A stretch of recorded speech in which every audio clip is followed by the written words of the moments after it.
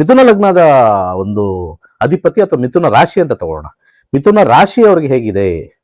ಈ ಮಿಥುನ ರಾಶಿಯವರಿಗೆ ಆ ರಾಶ್ಯಾಧಿಪತಿ ಆಗಿರ್ತಕ್ಕಂಥವನು ಇಲ್ಲಿ 7ನೇ ಮನೇಲಿ ಕುತ್ಕೊಂಡು ಸ್ವಲ್ಪ ಹೆಚ್ಚಿನ ಜನಸಂಪರ್ಕ ನಿಮಗೆ 2025ರಲ್ಲಿ ನಿಮ್ಗೆ ಎಷ್ಟು ಜನ ಕಾಂಟ್ಯಾಕ್ಟ್ ಮಾಡಿದ್ರೋ ಅದ್ರ 3ರಷ್ಟು 4ರಷ್ಟು 2026 ನಿಮಗೆ ಸಾಕಷ್ಟು ಜನರ ಸಂಪರ್ಕ ಸಿಗುತ್ತೆ.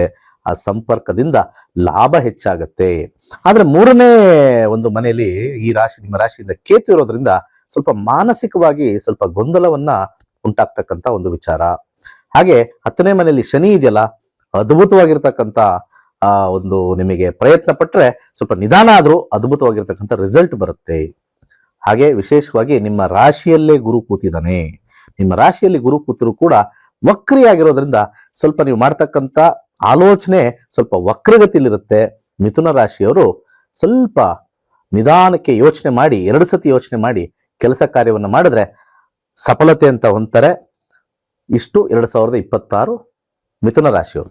ಮಿಥುನ ರಾಶಿಯವರು ವಿಶೇಷವಾಗಿ ಒಂದು ಅದೃಷ್ಟ ಬರಲಿಕ್ಕೆ ವಿಶೇಷವಾಗಿರ್ತಕ್ಕಂಥ ದಾರ, ವಿಶೇಷವಾಗಿ ಕೆಂಪು ದಾರ ಎಡಗೈಗೆ ಕಟ್ಕೊಂಡ್ರೆ ಅದೃಷ್ಟವೋ ಅದೃಷ್ಟ 2026 ಕಟ್ಕೊಳ್ಳಿ, ಒಳ್ಳೇದಾಗಲಿ.